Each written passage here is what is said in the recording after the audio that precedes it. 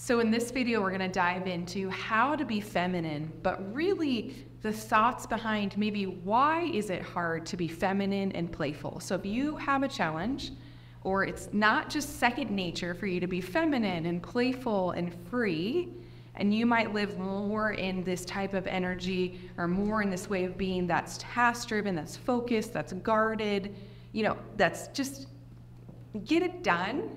And not like, oh, squirrel, oh, this, right? I'm not saying you have to lose any part of you in this, but for me, if I stay task-driven focused in my marriage, I will repel my husband.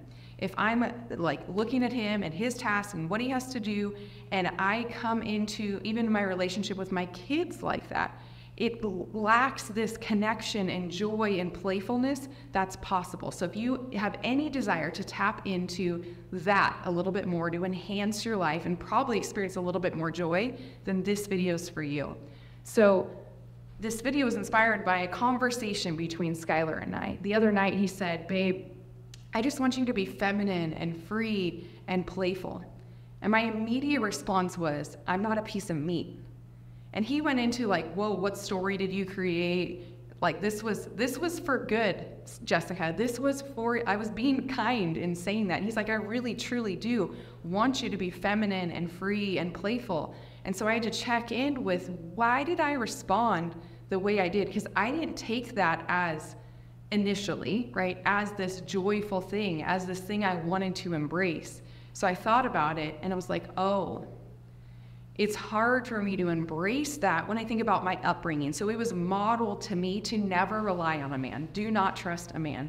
Anything I can do, it's gonna be better if I do it myself. So don't rely on a man. Don't be vulnerable. Don't be, vulnerable. Don't be open to attack. And so guard yourself.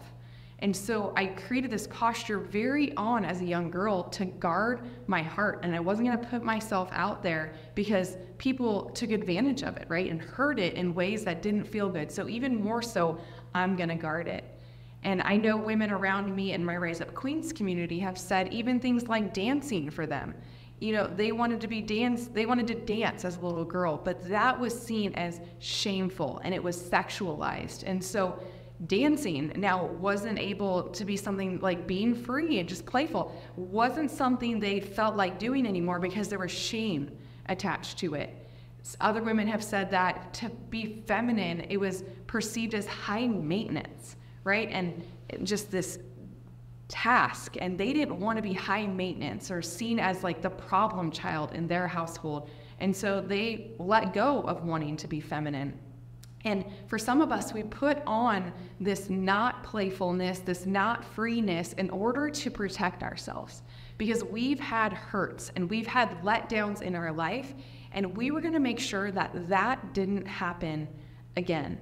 So if that's you, I'd be curious what resonated with that? Like, was it modeled to you that you had to be serious all the time? Or did you at an early age maybe begin to get your identity from what you did?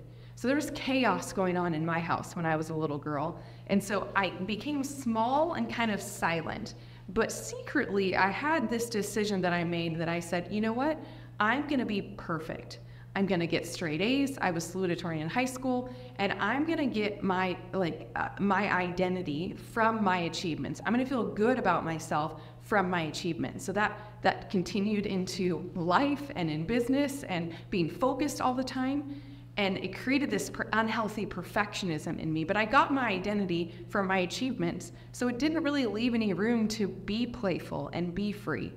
And so in order for me to begin to shift that, I've had to create a trusting environment with Skylar in our relationship.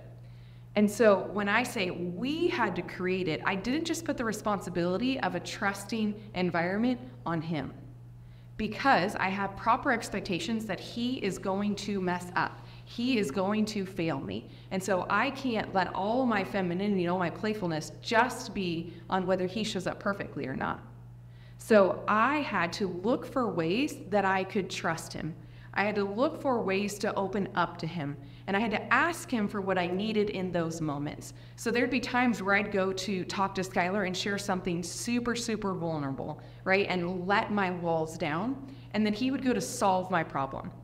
And that would shut me down instantly. And for some women that I know, that shuts them down, and they say they're never going to open up again because he tried to solve my problem, he judged me, he made me feel inferior, whatever the story is, right? And so my part in that was to begin to ask Skylar for what I needed. So when I share something vulnerably, I start by saying, hey, this is vulnerable for me.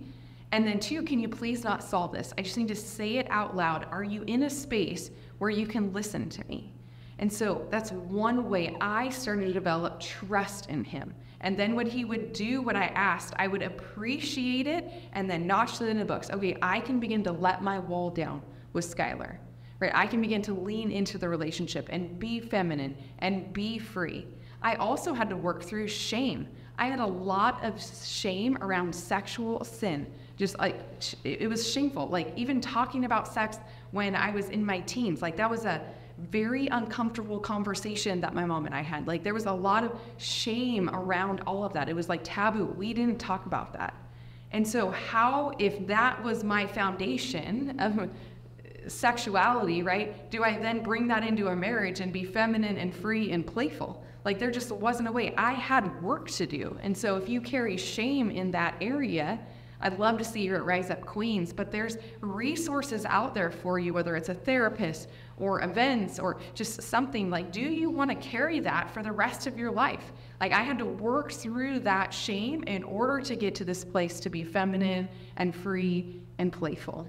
I also had to create extreme intentionality around doing that. So playing is not easy for me. It is not something that comes natural to me. And so I've had to read books about play. I've had to journal about play. I've had to be intentional. Even right now, I've been extremely intentional on, am I letting myself play and be free with my kids, right? Your kids are the greatest resource. Like they know how to play so well, right? And can you join in that with them and practice accessing your freeness and your playfulness? So are there things in your life that you do that bring you joy? Because if all of my tasks are about getting things done, about keeping the house in order, and there's no joy in my life, it's hard to be feminine and free and playful because I am weighed down.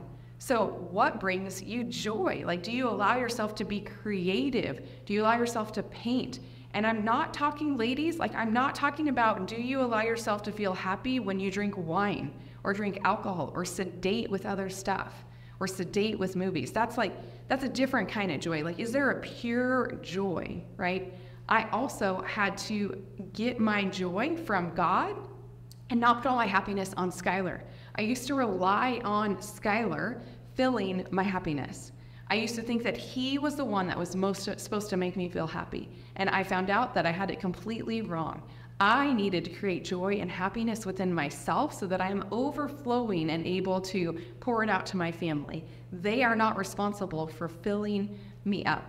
So this is a continued journey for me of being feminine and free and playful, because clearly, based on my response to Skylar, it's not my first response. But when I'm not feminine, free, and playful, I'm not as good of a mom. I'm not as good of a wife. Like, I want to lean into that. And period, for me, I don't have as much fun, and life is just a little less exciting. And I want my life, like, we have few minutes on this earth, like few days and years on this earth. I want to max it out in order to experience the fullness of it that God created for us. So I hope the same for you. So if you know a woman and you've gotten to this point in the video that's maybe in the same situation as you and struggles to be too focused some of the times, or struggles to be too serious, or always is on task and doesn't play well, send her this video and maybe create an accountability partner in this year or this week or this month, that you guys send each other text each day with what you're doing to bring more joy, more playfulness, and more fun into your marriage, into your life, and into your families. I hope you got value. I'd love to hear in the comments what stood out to you, and we'll be back soon. If you're not subscribed, definitely hit the subscribe button.